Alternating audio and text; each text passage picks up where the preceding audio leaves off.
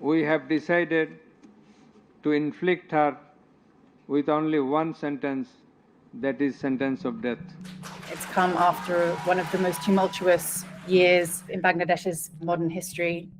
Bangladesh's former Prime Minister Sheikh Hasina was sentenced to death by a tribunal in Dhaka. She was accused of crimes against humanity after ordering a deadly crackdown on student uprisings that erupted in the country last year.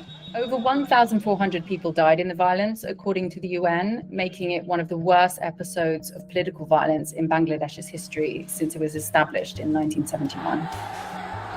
The case against Hasina comes after a huge protest erupted in Bangladesh, led by student protesters. And thousands of people became emboldened to come out onto the streets of Bangladesh, which was extremely unprecedented because up to that point, anyone who had spoken out against Hasina had been disappeared off the streets, had been locked away without a trace. There was a huge culture of fear around Hasina. There was a moment where these protests then began to march towards Hasina's house.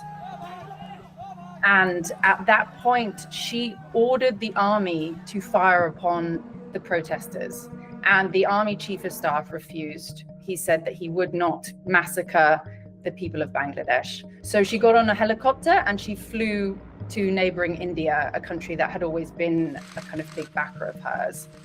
Hasina is accused of a range of crimes during her 15-year tenure, but this particular trial was very focused on events that took place during the July uprising.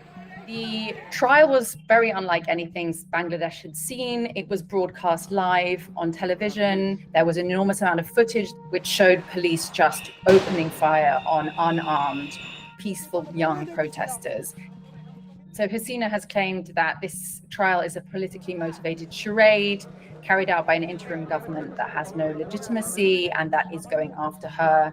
It's undeniable that the attempt to make this trial an extremely transparent trial is very significant for Bangladesh and signals the huge shift that has taken place in the country since Hasina fell. There still are questions around, what this really means, because she evidently will never come back to Bangladesh, particularly now she's been given the death penalty. Bangladesh will have its first election after Hasina in February. The party that are likely to take power are a party that were routinely suppressed and crushed and jailed by Hasina. And for them, bringing her to justice, putting her behind bars, or even, seeing the death penalty carried out on her is an enormous priority for them. And so if the Indian government wants to have a good relationship with the newly elected government of Bangladesh, then it is likely that the Hasina issue will be a major one on the table.